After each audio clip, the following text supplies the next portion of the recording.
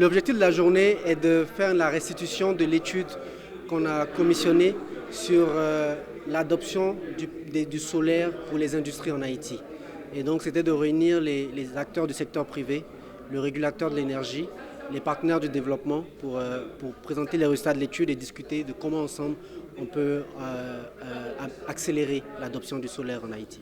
L'étude a pris en compte d'abord comment l'énergie est produite en Haïti, le coût de production de l'énergie en Haïti, c'est-à-dire en termes de production à partir de génératrices en diesel, combien ça coûte d'utiliser la génération en diesel.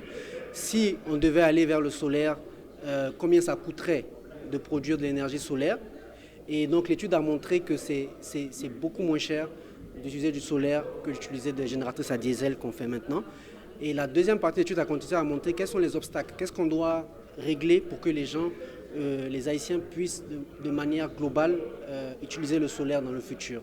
Et donc ça a montré les obstacles à lever et les différentes sources de financement et les plans de financement qu'on peut mettre en place pour aller de l'avant. Je pense qu'au jour d'aujourd'hui, si les gens utilisent le diesel par rapport au solaire, il y a des contraintes en termes de capacité, en termes d'argent disponible pour faire l'investissement solaire et en termes aussi de disponibilité de l'équipement solaire.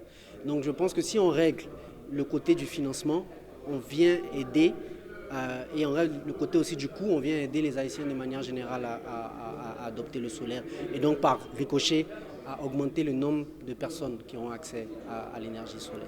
Les principaux obstacles que nous avons regardés, c'est le coût initial. C'est-à-dire, avec la génération de diesel, vous payez une génératrice qui n'est pas à un certain prix, mais après, chaque mois, chaque jour, vous payez du gasoil. Pendant qu'avec le solaire, vous faites l'investissement au début pour tout le temps. Donc le fait que cet argent doit être dépensé dès le début, c'est un grand obstacle à l'adoption du solaire parce que c'est beaucoup d'argent à avoir dès le début, comparativement au diesel où vous payez un peu progressivement. Le deuxième obstacle qu'on a vu aussi à l'adoption du solaire, c'est la disponibilité et la qualification pour les équipements, la disponibilité des équipements solaires de qualité et aussi la capacité aussi des compagnies techniques haïtiennes à installer les panneaux solaires. Et ça aussi, il y a un travail qui peut être fait dans l'éducation, plus de jeunes haïtiens dans les écoles techniques pour apprendre le métier de l'énergie et particulièrement l'installation des panneaux solaires, la maintenance des équipements, etc. Et donc aussi, il y a du travail aussi à faire à ce niveau-là. Pour casser ces obstacles-là, l'IFC a trois options. Pour les compagnies haïtiennes qui sont de taille, on peut dire moyenne, ou de grande taille, qui ont la capacité d'aller prendre un prêt pour faire l'achat d'équipements solaires, les installer et les opérer, l'IFC est prêt à supporter ces compagnies-là en analysant leurs demandes de prêt et d'investissement dans les panneaux solaires. Ça, c'est la première option, mais ça, c'est très peu de compagnies haïtiennes dans cette taille critique-là. La deuxième option, c'est que des entrepreneurs haïtiens et des développeurs haïtiens se lancent dans je vais par exemple installer des panneaux solaires chez vous, vous allez me payer tous les mois un certain loyer ou une facture mensuelle de l'énergie que j'ai générée et à ce mesure-là, vous avez accès à l'énergie. IFC aussi est prêt à accompagner ces développeurs-là en leur donnant du financement pour qu'ils aient la capacité de s'étendre sur le pays.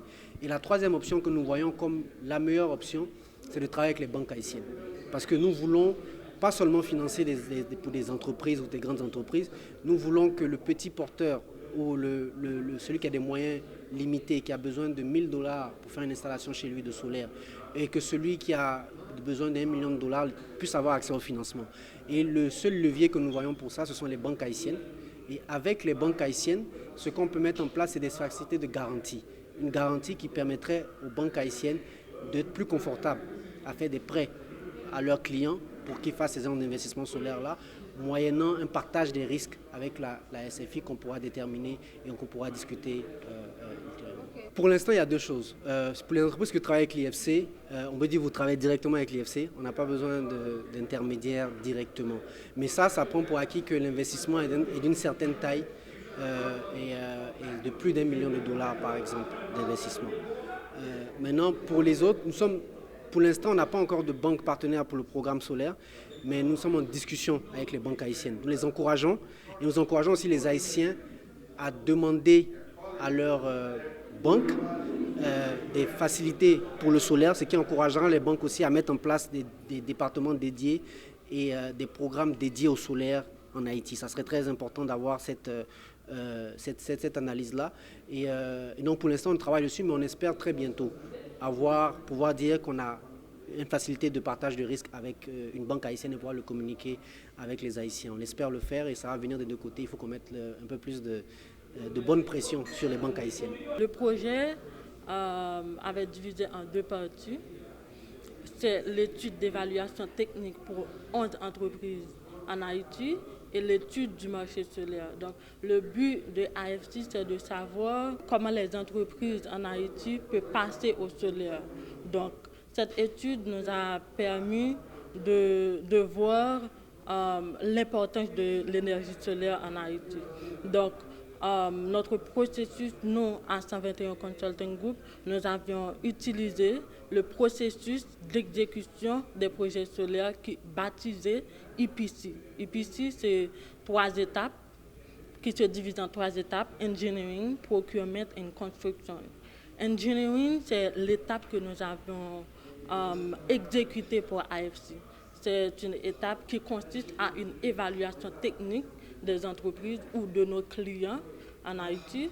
Donc, nous avons, durant cette évaluation technique, nos ingénieurs ont pris les informations sur la situation actuelle électrique de l'entreprise.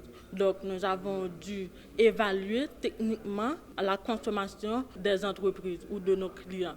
Donc, grâce aux résultats que nous avons eu après la visite de site, nous avons dimensionné le système solaire pour les entreprises. Donc, à l'aide de la consommation électrique de l'entreprise, nous avons travaillé généralement, nous avons travaillé pour les petites, les grandes et les moyennes entreprises et pour les résidentielles.